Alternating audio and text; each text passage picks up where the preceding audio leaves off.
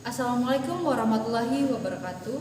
Baik, perkenalkan nama saya Siska Dewi Sari dengan NIM B1B1 20325. Baik, kami akan mempresentasikan hasil diskusi dari kelompok kami mengenai pajak penghasilan.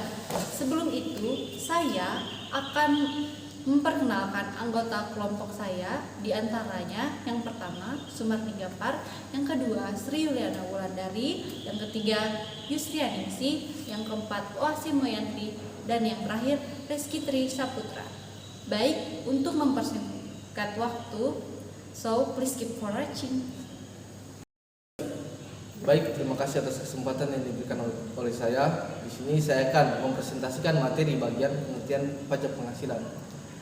PPH atau pajak penghasilan adalah pajak yang dibebankan atas suatu penghasilan pribadi atau diperoleh wajib pajak pribadi yang berasal dari Indonesia maupun dari luar negeri. Kita ketahui sendiri, kategori pajak itu terbagi menjadi dua, yaitu PPH yang dikenakan pada wajib pajak pribadi yang terbagi atas pegawai serta bukan pegawai maupun pengusaha, dan yang kedua itu PPH yang dibebankan atas penghasilan wajib pajak pada perusahaan yang hingga objeknya dikenakan oleh PPH itu sendiri. Baik, di sini saya akan menjelaskan tentang materi sebelumnya, yaitu jenis pajak penghasilan atau PPH badan usaha. Berikut jenis yang dibedakan pada suatu badan usaha, yaitu yang pertama ada pajak penghasilan pasal 15. Pasal 15 ini merupakan pajak yang berhubungan dengan norma perhitungan khusus yang ditujukan untuk golongan wajib pajak tertentu. Begitu Anda mendirikan perusahaan atau memiliki badan usaha ataupun menjadi pengusaha, maka otomatis Anda telah menjadi pengusaha atau menjadi wajib pajak badan sekaligus wajib pajak orang pribadi. Kaitannya dengan hal tersebut adalah sejumlah pajak yang harus dibayarkan yang tertera pada surat keterangan terdaftar atau SKT. Yang kedua yaitu perusahaan pajak penghasilan pasal 21 yang merupakan pajak yang dibedakan atas penghasilan yang berupa gaji, honorarium, tunjangan, dan lainnya. Penghasilan tersebut sehubungan dengan pekerjaan, jasa, dan kegiatan lain yang diterima oleh wajib pajak dan dibayarkan setiap bulannya. Yang ketiga ada pajak penghasilan pasal 22. Penggugatan pajak ini diperoleh dari wajib pajak yang melakukan kegiatan impor atau pembelian atas penjualan suatu barang mewah.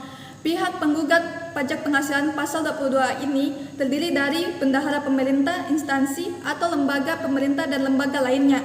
Yang keempat yaitu pajak penghasilan pasal 23. Pajak penghasilan yang dipotong oleh pihak penggugat pajak dari wajib pajak pada saat melakukan sebuah transaksi. Transaksi yang dimaksud meliputi pembagian keuntungan, saham atau dividen, loyalty, bunga, hadiah, sewa, dan penghasilan lainnya. Yang kelima yaitu pajak penghasilan pasal 25 adalah angsuran pajak yang berasal dari jumlah pajak penghasilan terutama menurut SPT tahunan, di mana untuk pembayaran pajaknya harus dibayarkan sendiri tanpa diwakili oleh siapapun.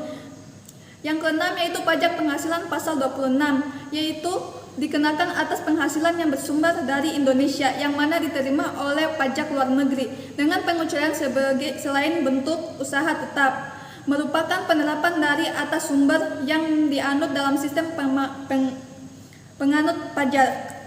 Yang ketujuh yaitu pasal 29. Ini dihasilkan dari nilai lebih pajak terutama, yaitu pajak terutang dikurangi kredit pajak atau pada saat jumlah pajak terutang yang dimiliki suatu saham dalam 1 tahun pajak jumlahnya lebih besar dari jumlah kredit pajak yang telah dipotong.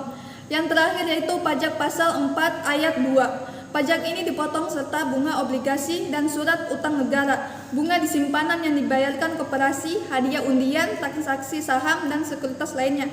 Penghasilan yang umumnya dikenai pajak ini bersifat final atau pajak yang tidak dikreditkan. Sekian. Baik, saya akan melanjutkan materi sebelumnya, yaitu fungsi pajak penghasilan. Yang pertama fungsi anggaran, yaitu pajak berperan sebagai sumber anggaran atau tabungan dalam melaksanakan program pembangunan yang dilakukan oleh negara melalui anggaran pendapatan dan belanja negara atau APBN. Yang kedua, fungsi mengatur, yaitu pajak berperan sebagai alat untuk mencapai tujuan negara, misalnya tercapainya pertumbuhan ekonomi negara. Contoh berlakunya PP 2008 tentang tarif PPh final. Yang ketiga, fungsi stabilitas, yaitu pajak berperan sebagai penyeimbang situasi ekonomi negara.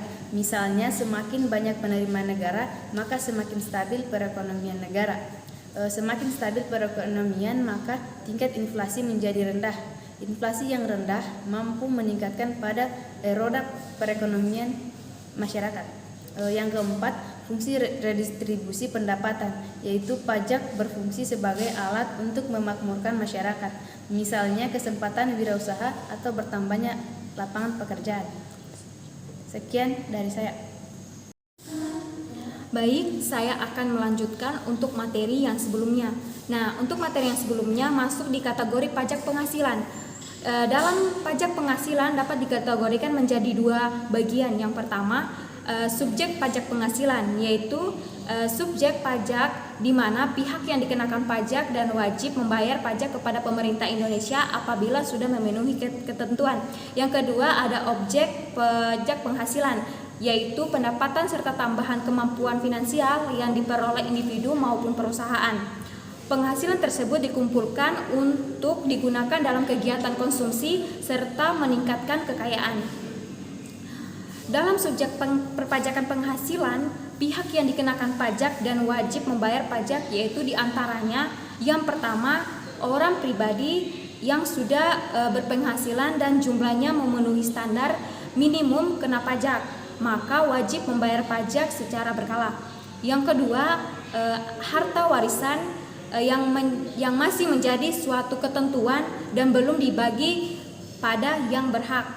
Yang ketiga itu ada bentuk dan badan usaha yang bersifat tetap. Dalam objek pajak penghasilan terdapat 7 jenis objek yang perlu kita pahami. Yang pertama, dividen adalah sebagai pendapatan yang diberikan kepada pemegang saham perusahaan sebagai penghasilan. Jika pendapatan dividen, maka Anda akan dikenakan pajak. Yang kedua itu ada laba bruto dari usaha Anda. Yang ketiga ada keuntungan karena berniaga atau berpenghasilan harta, termasuk keuntungan yang diperoleh suatu perseroan, bersekutu, serta badan lain karena pemeliharaan harta ataupun likuidasi. Yang keempat itu ada bunga yang Anda dapatkan, termasuk premium dan diskonto. Yang kelima itu ada honorarium, hadiah yang didapatkan dari undian serta penghargaan tertentu.